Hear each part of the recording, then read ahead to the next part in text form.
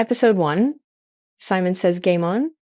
The second season picks up right where the first one left off, with all of Murder Club receiving a text from someone that calls themselves Simon Says.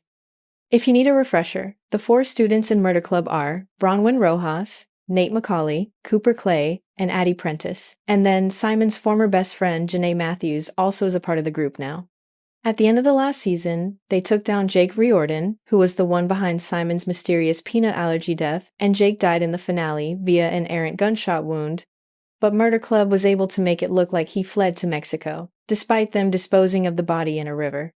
And apparently, this Simon Says person knows exactly what happened and wants $5,000 to keep quiet, but Murder Club ignores them for now. Everyone is still trying to get life back to normal after the events of the first season, including Cooper's dad discovering his son's sexuality, and Bronwyn trying to figure out if she wants to go to Yale anymore or not. Addy is still traumatized after seeing her boyfriend of 4 years die right in front of her eyes, and it still hurts her, even if he was a terrible human being. One day, Simon Says sends her the gun that killed Jake, and she is horrified and shows it to Janae. The popular girl from the first season, Vanessa Merriman, is an influencer, and she is determined to find out what really happened to Jake because she doesn't buy the fleeing to Mexico story, and she's always found Murder Club suspect. Elsewhere, the principal at school starts having Nate tutored by a student named Fiona, and they hit it off right away, and maybe Bronwyn is old news now. Speaking of Bronwyn, she tries setting up a trap to catch this Simon Says. But then Nate follows her, and they end up arguing while Simon Says takes the fake money from their trap and then messages her, "Big mistake." Towards the end of the episode, Simon Says gets Murder Club to all meet back up in the old cinema, and when they get there, a video plays of a deep fake Simon telling them they are going to pay for what they did to Jake. And Simon Says has video proof of what they did in the woods that Halloween night when Jake disappeared. We didn't really see much about what took place in the finale of Season 1, other than Jake dying, but we are finally shown that Addy was the one that shot Jake. Janae and Nate disposed of the body, and Bronwyn made sure there were no footprints or clues leading them to the woods. The episode closes with Addy tormented by the ghost of Jake. Episode 2, Simon Says TikTok. Addy heads over to Janae's house, where Janae shows her a murder board she created to try and decipher who Simon Says is and why they care so much about Jake's murder. They both theorize Jake's brother, Cole, could very easily be Simon Says. Right after saying this, Simon Says texts them and says he wants the fancy watch Jake was wearing the night he died by midnight.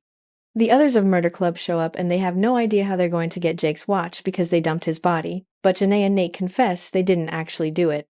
Jake's body is laying in a freezer on Janae's family yacht. When they went to dump it, there were party boats everywhere, so they just put it in the freezer and would come back and do it later. Bronwyn is not pleased when she hears they didn't get rid of the one thing that would get them caught, but at least now they can go get the watch and give it to Simon Says. Janae goes and retrieves the watch, and Simon Says tells one of them to wear the watch to school, and Cooper says he will do it since he was Jake's friend. At school, Nate continues to get closer to Fiona, and Fiona even tells him she can get him a cook job at her father's high-end restaurant because he wants to move out and not live with his drunk mom anymore. Meanwhile, Cooper has a TV interview for baseball, and Simon Says tells him to wear the watch for the gig, but the producers make him take it off before going live, and this angers Simon, says as he or she wanted everyone in the area to see Cooper wearing Jake's expensive watch. In retaliation for taking the watch off, Simon Says messages Vanessa a picture of Jake wearing the exact same watch Halloween night, and this makes her suspect Murder Club even more. Addy agrees to meet with Cole Riordan as he has questions about Jake's disappearance, but becomes anxious when she doesn't know how to answer certain questions, and Jake's mother begins begging Addy to go find her son, all while Ghost Jake is sitting there watching it all happen, making her feel even more guilty. Vanessa organized a Justice for Jake party, and everyone wants Addy to get on stage and make a plea for Jake to come home, as she was his girlfriend. But she gets on stage and yells that Jake murdered Simon and she hopes to never see him again. Yeah, that's gonna draw some attention for sure. The episode closes with Cole meeting with Detective Wheeler vowing to find evidence on Murder Club. Episode 3. Simon Says, Let's Get Personal. Nate starts work at his new restaurant gig he got from Fiona's father, and he actually works with TJ from the first season now. Meanwhile, all of Murder Club receive new orders from Simon Says.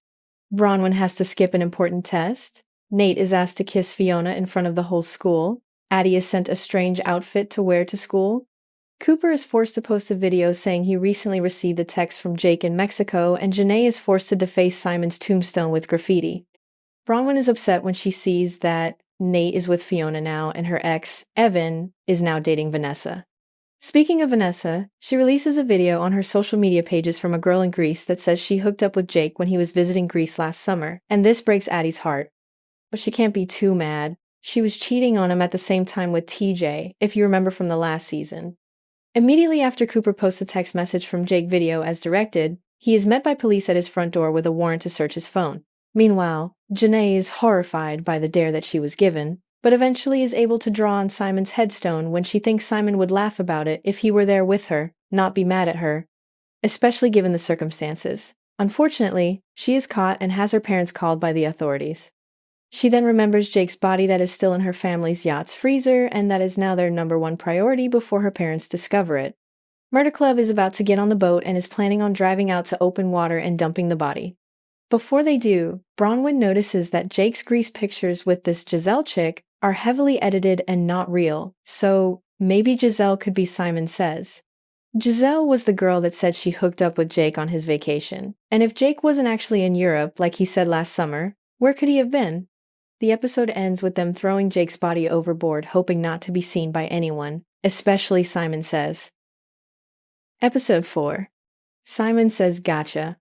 When the group gets back to the mainland, they are met by Detective Wheeler, who returns Cooper's phone to him and tells him that she knows that text didn't come from Jake and she is going to get to the bottom of what they are up to. But really, if she was going to, she would have figured it out by now. My confidence in her actually uncovering the truth on her own is pretty low. A few days later, Giselle randomly shows up at their school, and apparently she is a cheerleader and student there now. Addy confronts Giselle about her lies about Jake, but Giselle stands ground and doubles down on what she said about being with Jake. Simon Says then gives Addy a new challenge, and it is to trash Giselle's car, and when Addy does it, she sure looks like she is having a good time doing it. Inside Giselle's car, she finds a necklace that appears to be the same exact one Jake had gifted her from Greece, and she is now 99% convinced Giselle is Simon Says, but why would she tell Addy to wreck her own car? Doesn't make much sense. Later, Janae's dare is to retrieve a USB thumb drive from the girls' bathroom and play it on the school computer, and when she puts it in, it is full of naughty videos that get her in trouble, and this leads to her father transferring her out of Bayview to a new private school. Elsewhere, Nate is working one night and he tells Fiona that he still has feelings for Bronwyn and it's not fair to Fiona to lead her on anymore. Later, Bronwyn and Nate break into Giselle's motel room and they end up finding the same bag of money that Nate stole from Victor in the prior season. Murder Club is completely convinced Giselle is Simon Says, and they have Maeve work some hacker magic and send Simon Says a message saying they know who you are. Simon Says messages back to meet at the water park, and when they get there, they discover Giselle's dead body. But now Simon Says is in fact a murderer, and murdering innocent civilians at that. Episode 5, Simon Says Ho Ho Ho.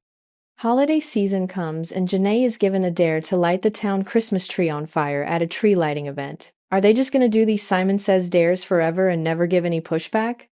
Well, Addy wants to give up and just turn themselves in, but she is the only one, and the others don't really want to serve any jail time. I mean, would they really even serve time? They killed Jake in self-defense. He literally was pointing a gun at them. Anyways, Vanessa is scared and thinks her life may be in danger because she thinks Murder Club killed Giselle because she got close to exposing them as Jake's killers. Meanwhile, Murder Club now shifts their focus back to Jake's brother Cole. Bronwyn and Nate try breaking into his car to look for evidence, but he catches them, and then Cole and Nate get into a brawl. While this is going down, Addy meets with the police where she learns that Cole was with the police the night Giselle died, so he can't be Simon Says. With nowhere left to go and done playing Simon Says' games, Murder Club all agree to turn themselves in the following day, and they use their last night of freedom to say their goodbyes to friends and family at a Christmas party. Bronwyn also doesn't want to go to prison a virgin, so she and Nate get the deed done. While they are doing that, Maeve and Janae break into the school to find any last-ditch evidence at who Simon Says is, but they have no luck. All of Murder Club meet together at the police station at midnight, and just as they are about to go in, they see on the news that TJ was arrested for killing Giselle, and Janae also received a box from Simon Says that says Ho Ho Ho Merry Christmas, and then they all realize that turning themselves in won't stop Simon Says from killing. others so they don't go through with it. Episode 6. Simon says you better pray. This episode opens up with Vanessa at church going through with her confessions that her parents make her do once a year. Vanessa tells her priest how she had to stop looking for Jake because she found out Giselle was a complete fraud and she doesn't want to ruin her online reputation by associating herself with liars as she already backed her once. Vanessa hears about her ex-boyfriend TJ being in prison for murder, and when she goes to visit him, he begs her to help him clear his name and swears he is innocent. Apparently, Simon says blackmailed TJ into stealing a sign that led to his arrest that tied him to Giselle's murder. Vanessa asks him what dirt Simon says had on him, and TJ was an anonymous OnlyFans creator by blocking out his face, and he didn't want that to get out. Vanessa believes him, and then she starts investigating Murder Club even more, but is not going to post about it on her socials until she has concrete proof so they don't catch on and hide evidence. As her investigations deepens, she finds Janae's murder board and thinks it is a hit list, and she also makes her way onto Janae's yacht where she believes something went down. She then starts receiving texts from Simon Says to stop what she is doing, and this only solidifies her belief about Murder Club's involvement in everything. She knows she is getting close, but also doesn't want to end up like Giselle. Vanessa runs into Jake's brother Cole, where Cole is starting to believe that Jake was responsible for Simon's murder after listening to their recorded Xbox messages. It is also revealed that Jake never went to Greece on vacation like he told everyone. His family sent him to rehab as he had a drug problem, but Vanessa doesn't know how Giselle fits into everything then. Vanessa looks into some Halloween night photos from Jake's party and talks to Keely, which leads them to believe Jake left his house with Murder Club that night. Later, Vanessa is invited to go on a local TV show and share her findings about everything, but this upsets Simon Says, and they warn her not to do it. The interview day comes, and right before she is set to go on stage, no one can find her and she has disappeared. Episode 7. Simon Says time out. The episode begins with Vanessa tied up, and when her kidnappers are revealed, it turns out to be none other than Murder Club, but it's not to hurt her. They are trying to save her from Simon Says. She doesn't buy it and tells them she knows everything they did to Jake and Giselle. She knows every costume they wore to the Halloween party and mentions something about Maeve wearing a bear costume, but Maeve wasn't even there, so they are all confused, wondering if Simon Says was wearing the bear costume at the party, as the bear followed them out the door. While they are trying to figure that out, Vanessa manages to free herself, but she can't run far because they are actually on an island where Bronwyn's parents' vacation house is, so she has nowhere to go.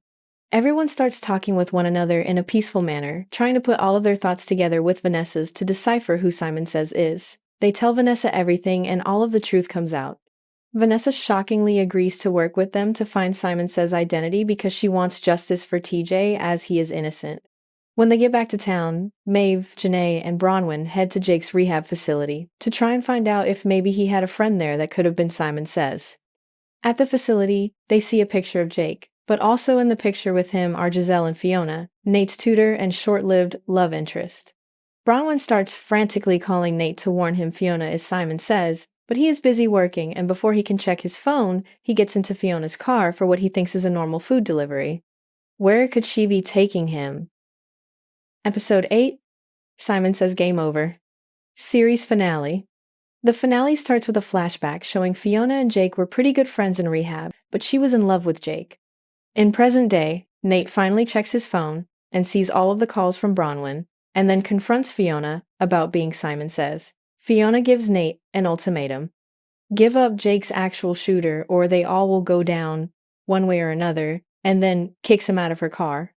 Most of Murder Club breaks into Fiona's house when no one is home, and they are searching for concrete proof that she is Simon Says so they can go turn her into the police.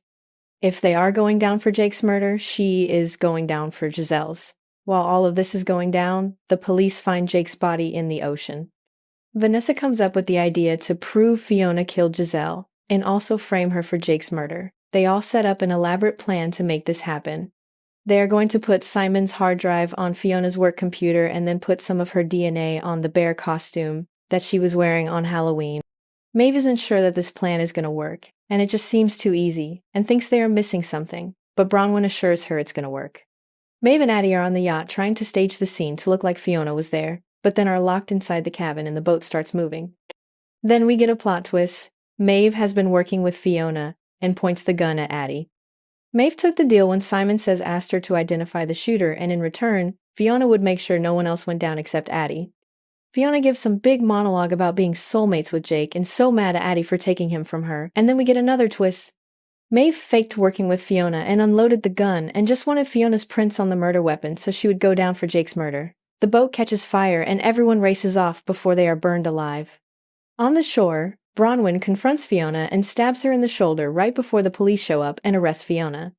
The season ends with Murder Club on graduation day thinking they are free, but the place turns into a violent crime scene, and it seems Murder Club's troubles are far from over. And that is it for Season 2 of One of Us is Lying. Thanks for watching.